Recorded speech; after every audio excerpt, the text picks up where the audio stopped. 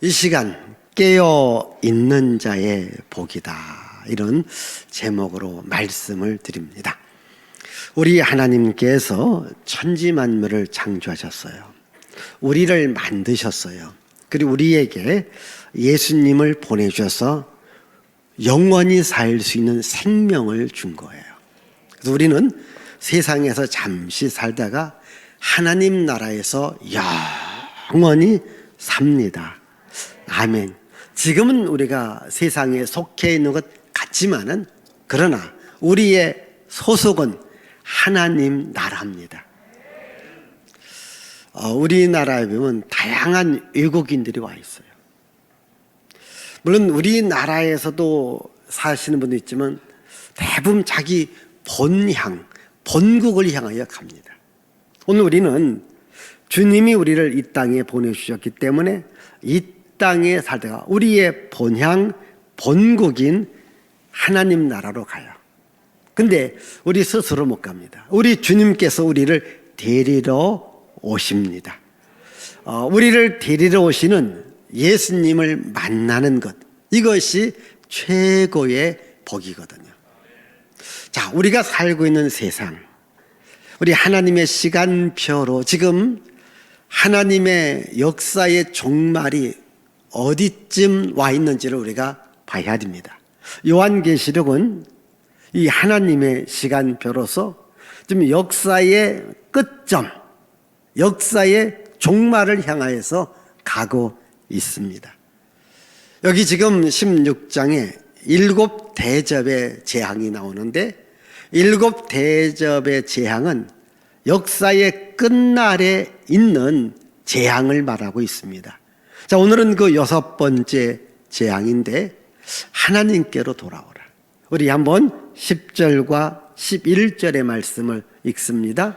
또 5째 천사가 그 대접을 짐승의 왕자에 쏟으니 그 나라가 곧 어두워지며 사람들이 아파서 자기 혀를 깨물고 아픈 것과 종기로 말미암아 하늘의 하나님을 비방하고 그들의 행위를 회개하지 아니하더라. 예, 이 5번째 천사가 대접을 땅에 쏟습니다. 그러니까 나라가 어두워져요. 사람들이 갑자기 고통 속에 있습니다.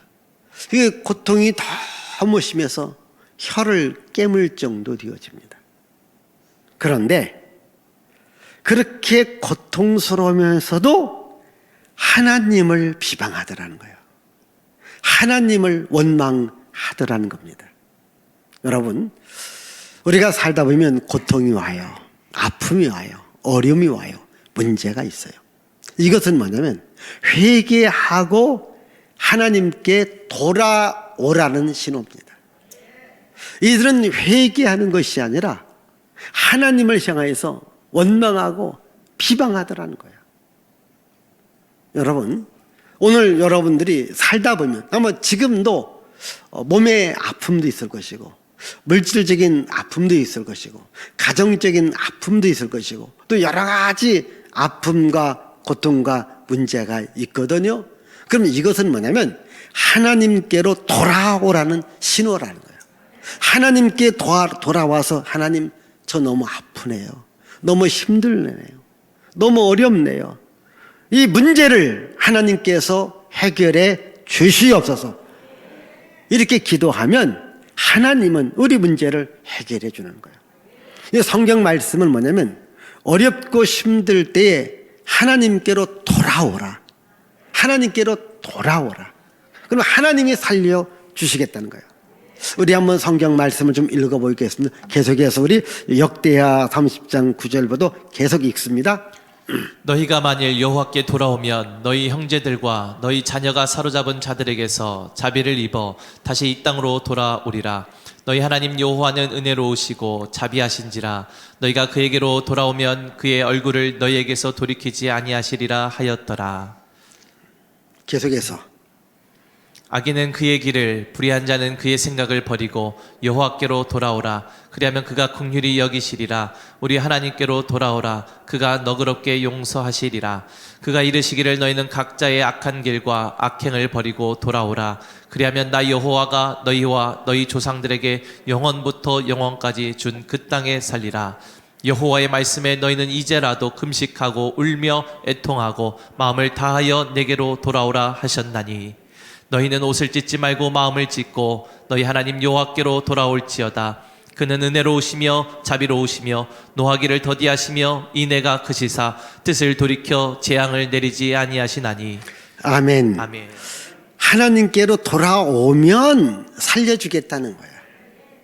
재앙을 다 거두겠다는 거예요.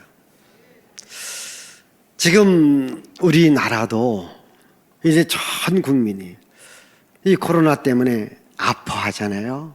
힘들어하잖아요. 육신적인 아픔보다도 이 정신적인 아픔, 경제의 아픔, 또 삶의 여러 가지 제약이 있지 않습니까? 이런 때는 뭐냐면 우리 하나님께로 돌아오라는 거예요. 하나님을 원망하고 하나님을 비방하고 하나님을 대적하는 것이 아니라 하나님께로 돌아오라.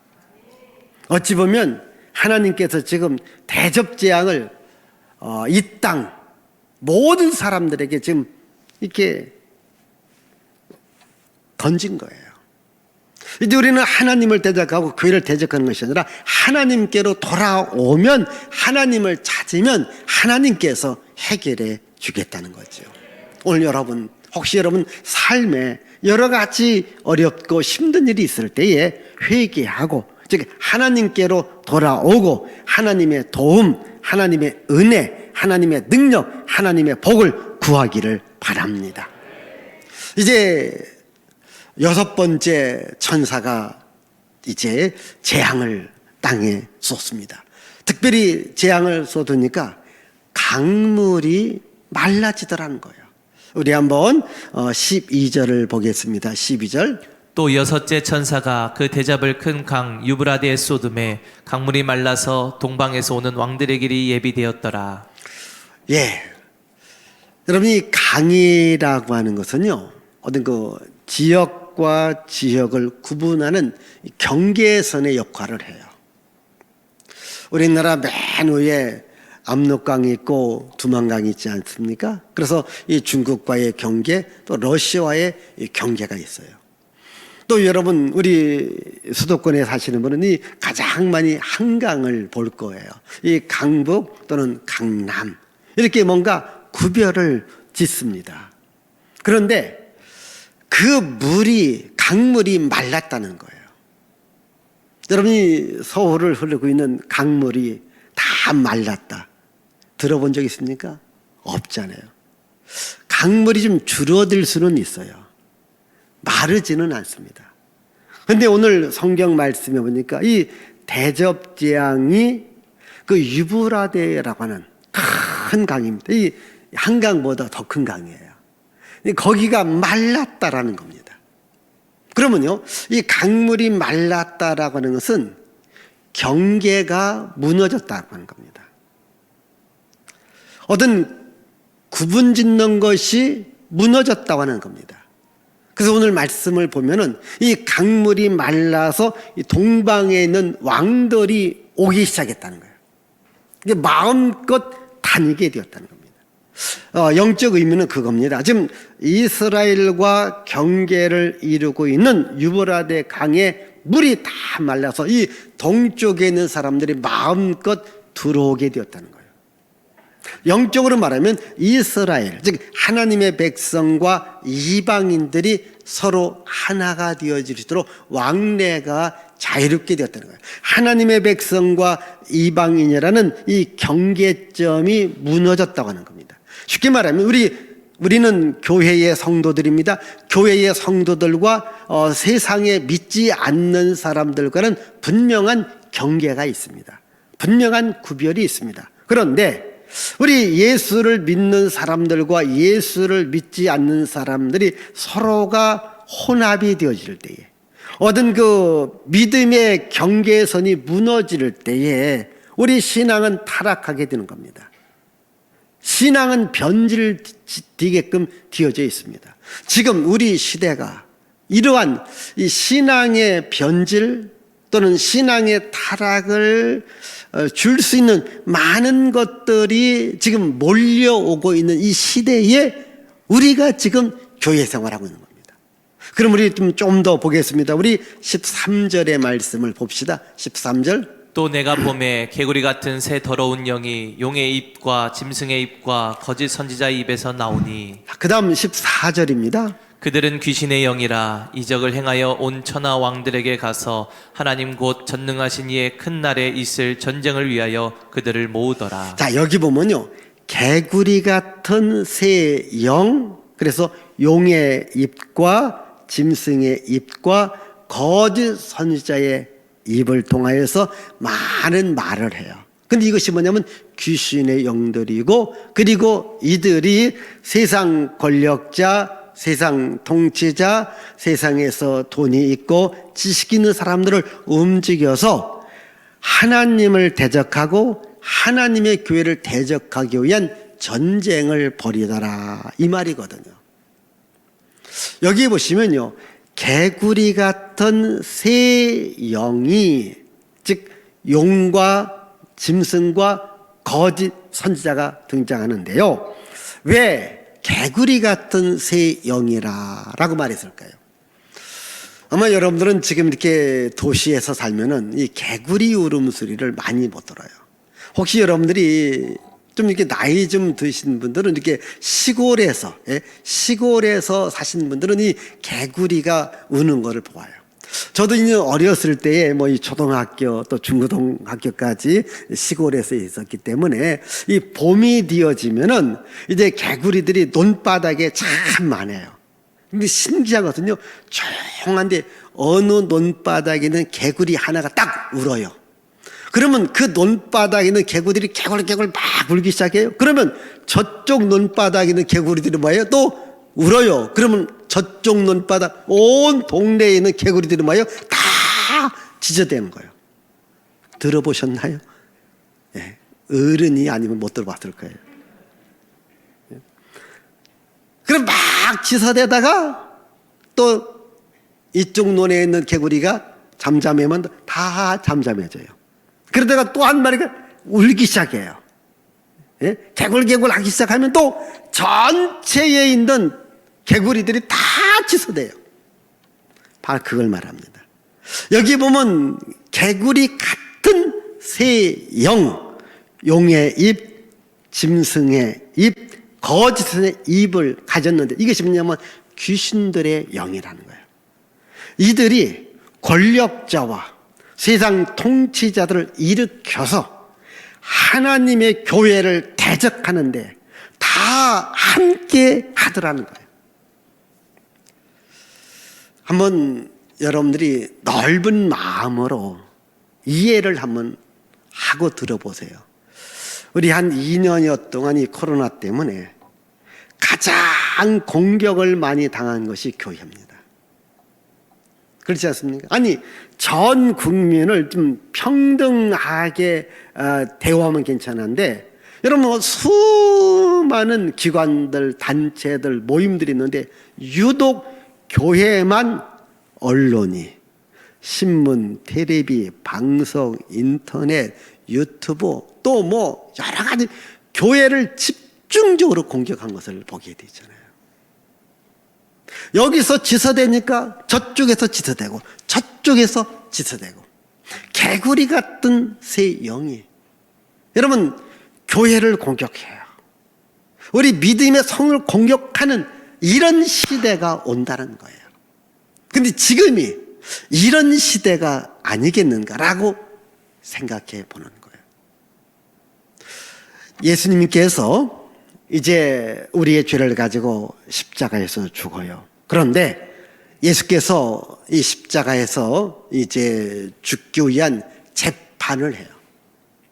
그 시대에 헤롯이라는 왕이 있었고 그 시대를 통치했던 빌라도 총독이 있습니다. 그래서 이 권력자들은요, 이 권력자들끼리 서로 암투가 있어요. 때로는 원수같이 여길 때가 있어요. 우리나라도 보면요, 이 권력자들이 권력을 잡기 위해 서로들 원수처럼 지나가요. 그래서 이 헤롯 왕과 빌라도 총독도 원수처럼 지나갔는데 예수님을 십자가에 처형할 때는요, 친구처럼 하나가 되더라는 거예요. 우리 한번 성경을 보십시다. 누가복음 23장 11절 12절입니다. 헤롯이 그 군인들과 함께 예수를 업신여기며 희롱하고 빛난 옷을 입혀 빌라도에게 도로 보내니 헤롯과 빌라도가 전에는 원수였으나 당일에 서로 친구가 되니라. 네, 전에는 원수였는데요, 당일에는 서로 친구가 돼요. 무엇 하는 일에 친구가 돼요? 예수 죽이는 일에 친구가 되더라는 거예요. 오늘 여러분들이 교회가 공격을 받아요.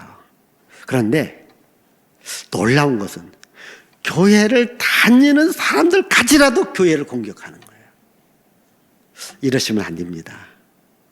여러분들이 혹시 누군가가 교회를 공격할 때에 여러분들은 거기에 휩싸여서는 안 됩니다. 그쪽으로 넘어가도 안 됩니다. 지금 이 교회 안에도요, 혹시 여러분들이 이 WCC라고 하는 단체의 이름을 그렇게 좀 교회 조금 다녀보신 분들은 아실 거예요. 그게 뭐냐면은 세계의 모든 종교가 하나로 되자. 이게 하나의 종교를 만들어가는 거예요. 이렇게 우리 기독교 순수한 복음을 갖고 있는 기독교 단체들만이 모임이 아니라 여기에는요, 잡다한 종교들도 하나가 돼요. 그래서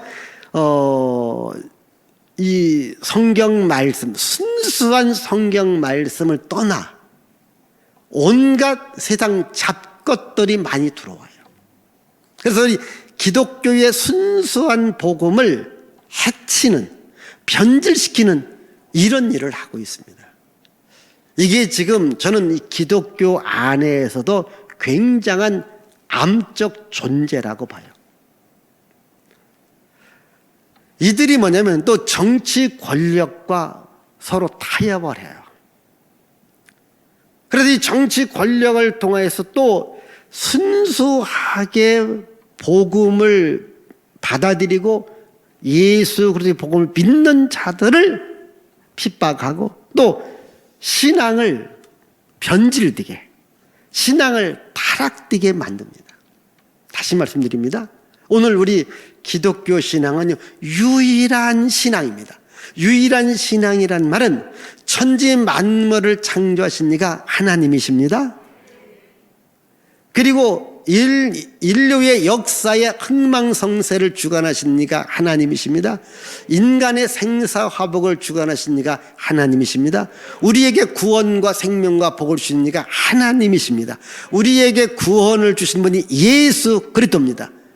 우리는 이것만을 믿어요. 그런데 이게 아니고 다른 것들을 그 안에 자꾸 섞는 거예요. 여러분, 예를 들자면 우리 어떤 그 원액이라고 해요.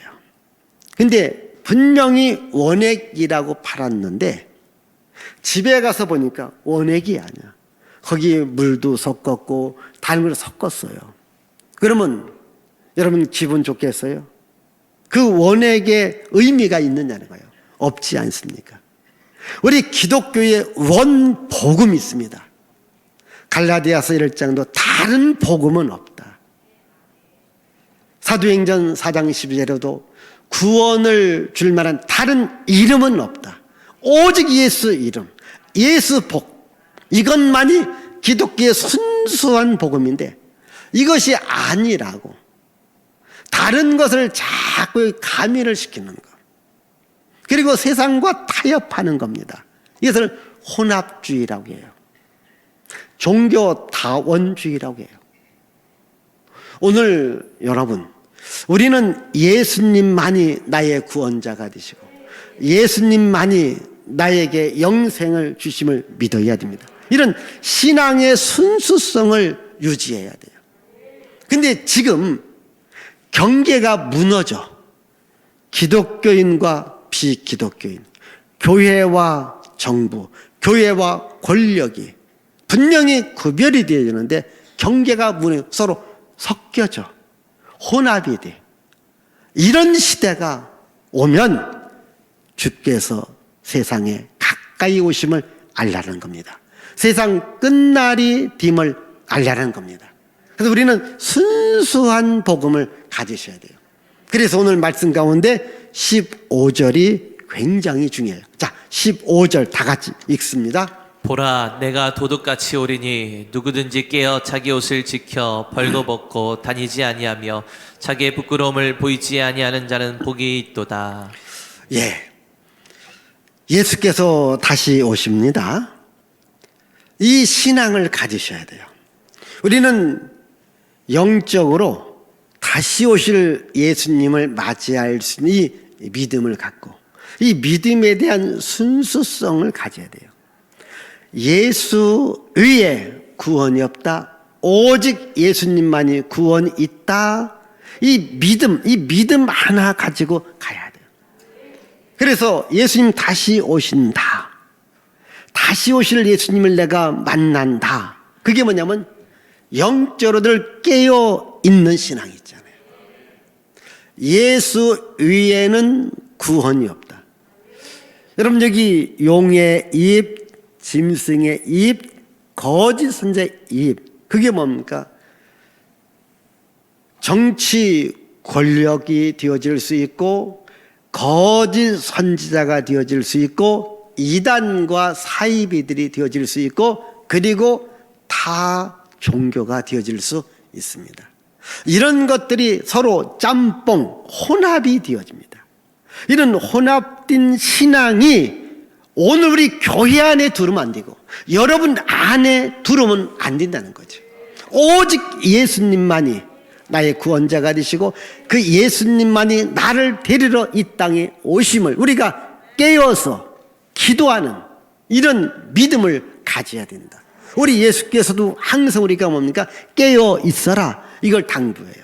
우리 한번 성경 말씀 읽습니다. 우리 이제 마태복음부터 한번 쭉 읽습니다. 시작. 그러므로 깨어 있으라. 어느 날에 너희 주가 임할는지 너희가 알지 못함이니라.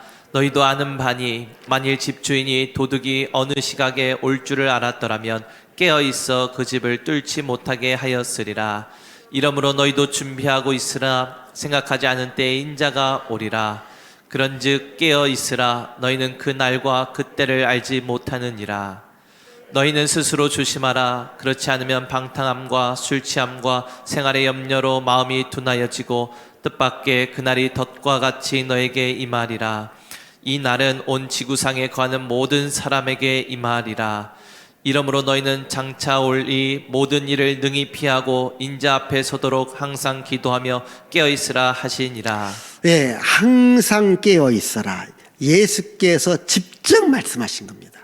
근데 저 말씀의 공통된 점은요, 종말을 말씀하실 때에 제자들이 묻습니다. 예수님, 세상 끝날에는 무슨 징조가 있습니까? 세상 끝날에 우리가 어떻게 해야 되겠습니까? 라고 물었을 때에 예수께서 항상 기도하고 깨어 있어라 라고 얘기한 거예요. 제가 조금 더 쉽게 말씀드릴게요. 오늘 만약 여러분 집에 손님이 온다라고 약속이 되었다고 합시다. 그럼 여러분들이 어떻게 해야 돼요? 우리 집에 올 손님을 맞이할 준비를 하고 집에서 기다려야 돼요. 근데 손님이 온다고 했는데 손님 맞이할 준비도 안 돼 있고 또 나는 다른 곳으로 출장 가 있어요. 손님이 집 앞에 와 있습니다. 문 두드려도 열어주지 않아요. 그 집에 아무도 없어요.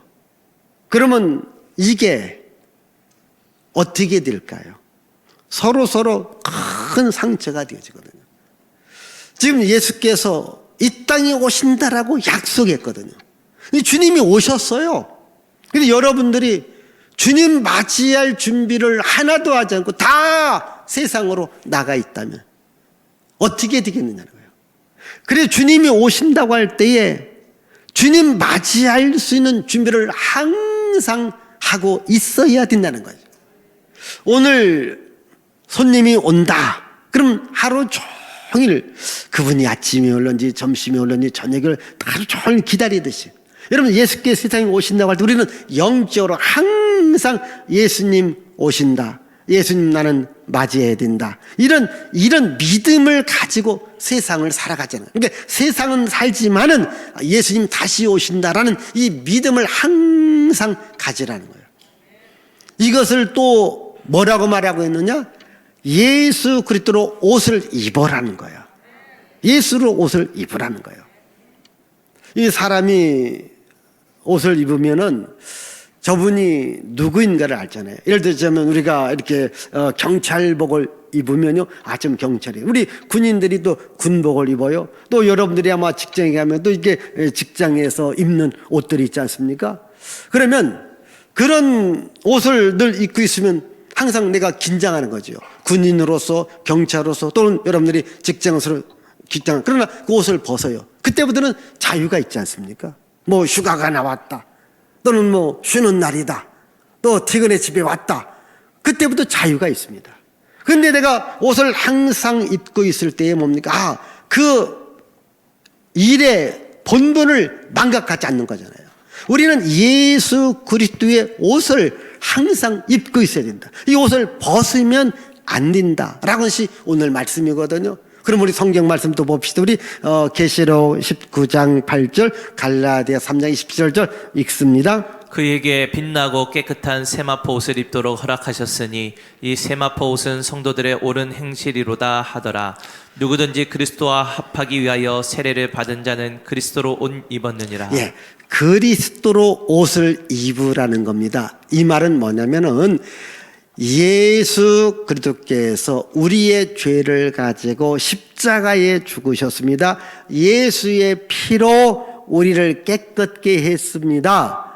즉 예수의 피로 내가 죄 사함을 받았습니다. 예수의 피로 내가 깨끗함을 얻었습니다. 이게 뭔가 그리스도로 옷을 입은 거라는 거죠.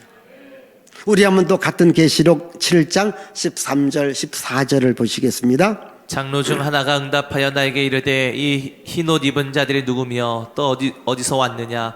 내가 말하기를 내 주여 당신이 아시나이다 하니 그가 나에게 이르되 이는 큰 환난에서 나오는 자들인데 어린 양의 피에 그 옷을 씻어 희게 하였느니라. 제가 이 계시록을 말할 때에 예수님을 말할 때에 어린 양이라고 하지 않습니까? 이 어린 양은 하나님 앞에 제물로 드려지는 양이거든요. 그래서 이 어린 양을 제물로 드리면 이 양을 잡아요. 그리고 피를 받아요. 피를 받고 이제 지성소에 들어가서 속죄소에 뿌립니다. 그러면 하나님께서 우리의 죄를 용서해 주시는 거예요.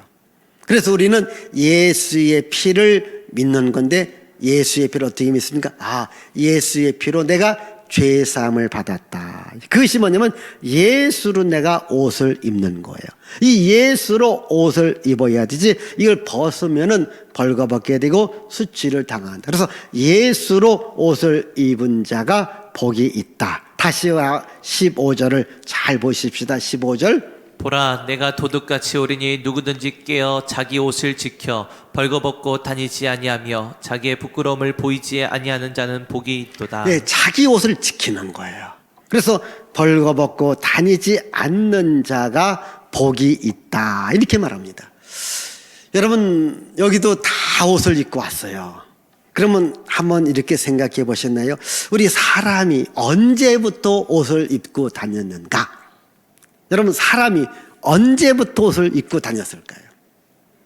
창세기 3장에 보면 이 아담과 하와가 이제 하나님의 말씀에 불순종해서 선악과를 먹게 되어지잖아요. 선악과를 먹게 되어지면서 이들이 자기의 부끄러움을 알게 돼요. 예? 하나님의 말씀에 불순종해서 부끄러움을 알게 되어서 이때에 이들이 뭔가 무화과 나무 잎으로 치마를 만들어 입어요. 인류 최초의 치마가 거기 등장하는 거예요. 예? 그럼 여자는 치마 입었고 남자는 뭐 입었을까요? 바지는 안 나와요. 치마를 입었다. 그런데 여러분 치마를 무화과 나무 잎을 따서 만들었기 때문에 햇빛이 쬐이고 또 날이 갈수록 그것이 어디 말라지다 보니까 다시 부끄러움이 보이기 시작하지 않습니까? 그래서 하나님께서 직접 옷을 만들어 입어주는 거예요. 뭐 지금이야 참 여러분들이 좋은 옷을 입고 다니지만은요, 옷이 귀할 때는요, 겨울에 이 옷을 입으면 참 따뜻했어요. 또 한때는 멋쟁이들이 이 옷을 입었어요. 어떤 옷이었을까요? 가죽 잠바. 예? 진짜요? 옷이 없었을 때 누가 가죽 잠바 입으면요 부러웠다니까요. 그리고 멋쟁이들이 입었잖아요. 그 가죽 옷을 누가 만들었을까요? 하나님이 만드셨어요. 이 아담과 하와가 나무 잎으로 이 치마를 만들어 입었을 때에 말라서 부끄러움을 보이기 때문에 하나님께서 양이든지 염소를 잡아서 가죽을 이제 만들어서 가죽 옷을 지어서 아담과 하와에게 입혀 주었다는 거죠. 우리 한번 창세기 3장 우리 7절과 21절을 보십시다. 이에 그들의 눈이 밝아져 자기들이 벗은 줄을 알고 무화과 나무 잎을 엮어 치마로 삼았더라. 여호와 하나님이 아담과 그의 아내를 위하여 가죽옷을 지어 입히시니라. 예, 가죽옷을 지어 입혔다. 여러분, 사람이 만든 치마는 자기 부끄러움을 계속해서 가릴 수가 없었어요. 그러나 하나님이 만든 가죽옷은 사람의 부끄러움을 가릴 수 있었다라는 거예요. 영적 의미는 그렇습니다. 예수 그리스도께서 십자가에 피 흘려 죽으시면서 바로 가죽옷은 바로 양의 피가 있는 거거든요. 예수의 피로 우리의 모든 죄가 깨끗해지는 것을 믿으시기를 바라요. 우리의 모든 허물과 죄악이 가리워진다는 겁니다. 그래서 이 요한계시록 2장과 3장에 7교회가 나오는데 마지막 교회가 바로 라오디게아 교회입니다. 근데 이 라오디게아 교회는 오늘 현실, 오늘 2000년을 사는 우리 교회의 모습을 보여주고 있는데 그 교회의 모습은 그러니까 나는 부자라, 부유한 것이 없다, 창피한 것이 없다 이렇게 큰 소리를 쳤던 교회입니다. 그런데 주님이 보시니까 부유하지 않습니다. 가난합니다. 그들이 자랑스럽지 않습니다. 벌거벗은 모습이 보여지더라는 겁니다. 그래서 빨리 옷을 해 입어라 라고 말씀하는데 우리 계시록 3장 17절 18절을 보십시다. 내가 말하기를 나는 부자라 부유하여 부족한 것이 없다 하나 내 공고한 것과 가련한 것과 가난한 것과 눈먼 것과 벌거벗은 것을 알지 못하는도다. 내가 너를 권하노니 내게서 불로 연단한 금을 사서 부여하게 하고 흰 옷을 사서 입어 벌거벗은 수치를 보이지 않게 하고 안약을 사서 눈에 발라 보게 하라. 예. 지금 이 라오디게아 교회가요 물질적으로는 다 부유했습니다. 그러나 영적으로는 가난했더라는 겁니다.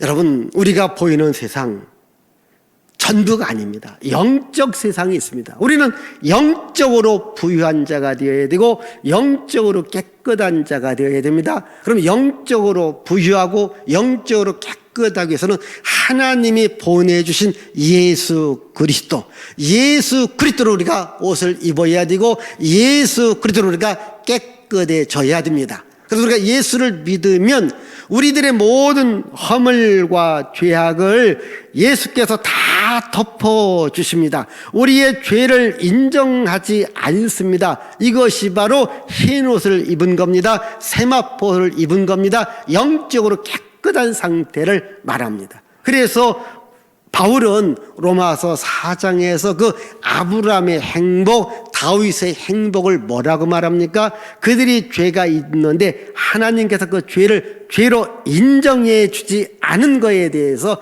그들에게 행복이 있고 복이 있다. 우리 한번 로마서 4장 7절과 8절을 읽습니다.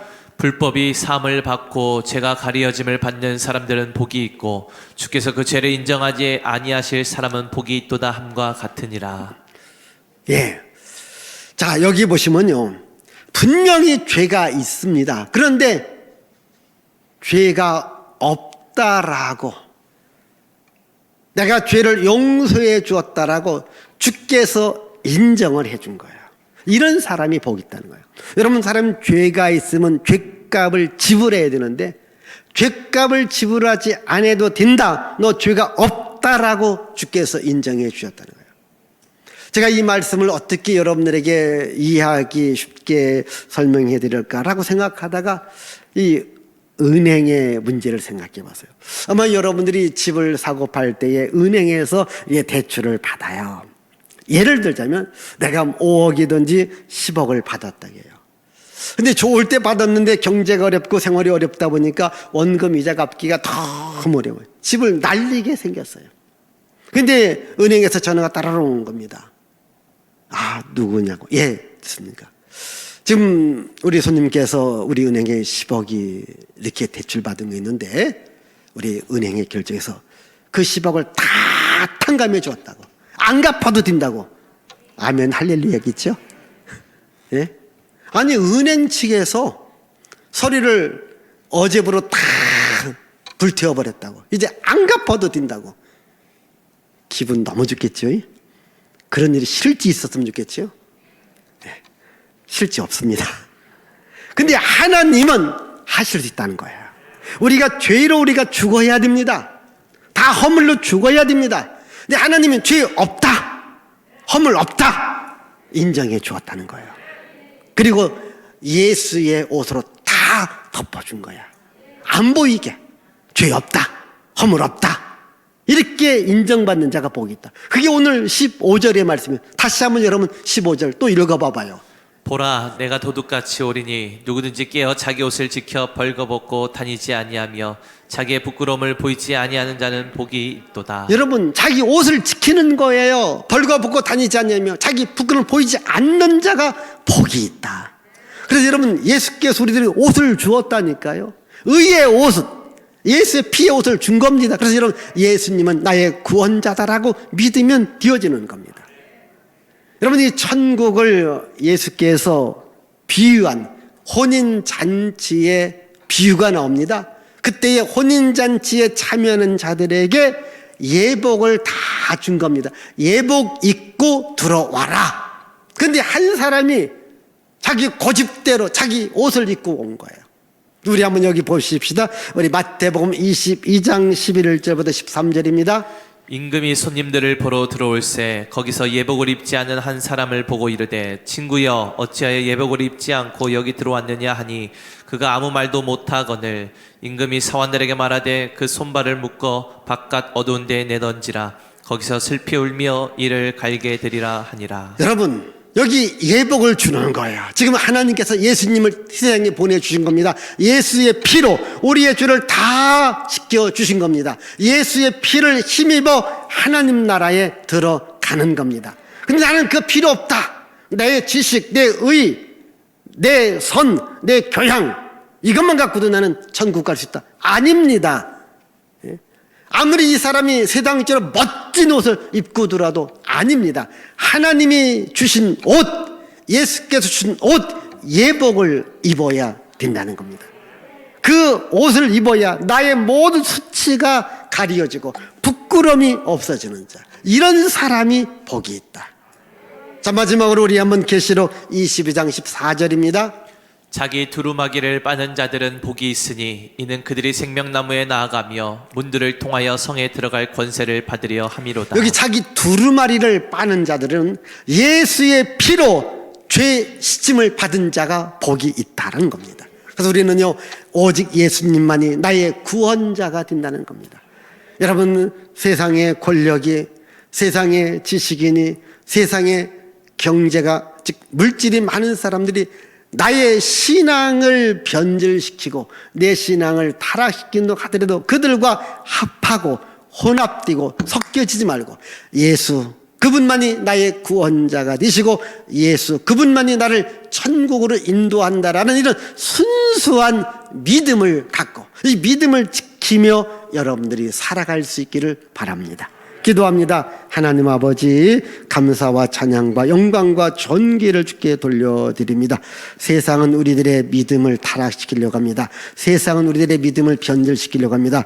더러운 영, 귀신의 영은 우리의 신앙을 망가지게 합니다. 그러나 예수님은 자신의 피로 우리들에게 생명을 주었고 구원을 주었고 의의 옷을 주었고 흰 옷을 주었습니다. 오직 예수로 무장하고 예수 이름으로 나가고 예수 복음 위에 살아가게 하옵소서. 예수님의 이름으로 기도하옵나이다. 아멘.